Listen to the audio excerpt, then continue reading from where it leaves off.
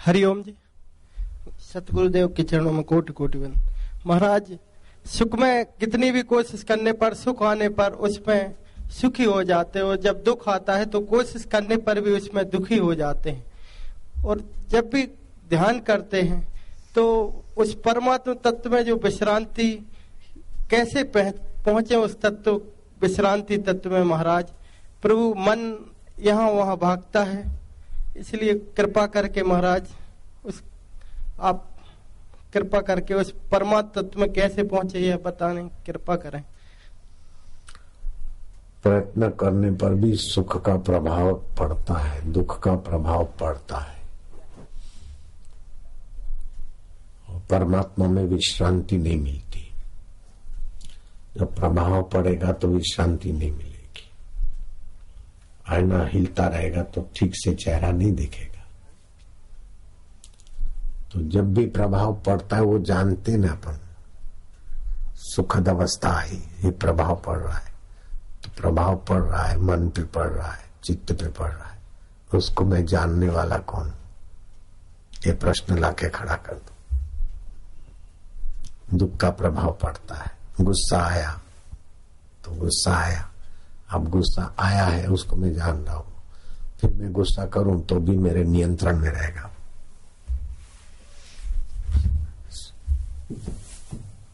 सुख का प्रभाव ना पड़े, सुखी तो हम भी होते, और कोई अभी उठ के खड़े हो जाए, है बैठ जा, तो दुखी तो हम भी दिखेंगे। लेकिन हम दुख को और सुख को दोनों को जानते हुए सब करते हैं। जैसा बाप ऐसा बेटा, जैसा गुरु ऐसा चेला। हमने जैसा युक्ति से पा लिया, अभ्यास कर लिया, वो एक दिन का काम नहीं है। सतर्क रहे, सावधान रहे, सुख में भी सावधान रहे, दुख में भी सावधान रहे। तो सावधानी जो है ना, सजगता, वो सावधानी सजगता बड़ी महासाधना होती है। खिद्योपि न खिद्यते, वो खिन्न होता हुआ दिखता है, फिर भी अंदर से अपने क्षेत्र के स्वभाव को जानता है। जैसे रंगमंच पे कोई खिन्न होता है, कोई भीख मांगता है रंगमंच पे, कोई राजा होना, वही भिखारी थोड़ी देर में राजा का वेश पहन के आता है, लेकिन राजा बनने के समय उसको राजा होने का हर्ष नहीं होता। और भिखारी का पाठ अदा करने के समय भीख मांगे का दुख भी नहीं होता। दर्शक भले बेचारे का दुख देखकर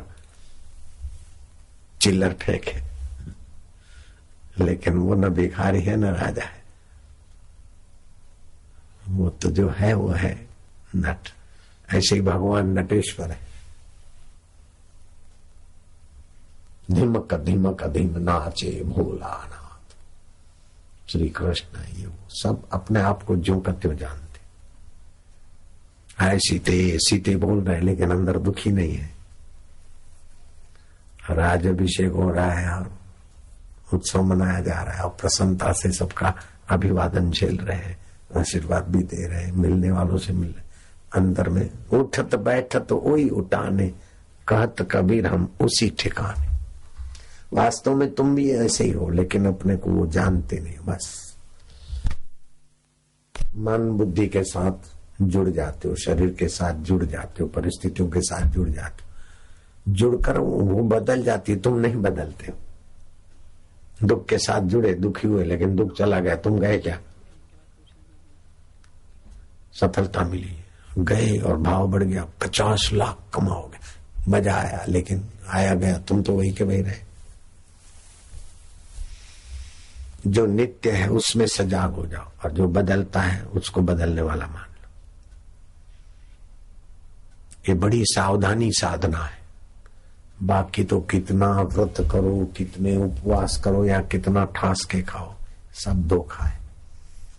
न ज्यादा खाओ, न ज्यादा भूखा मरो, न ज्यादा जगो, न ज्यादा सो, न ज्यादा बोलो, न ज्यादा मौनी रहो। बस युक्त आहार विहारस्य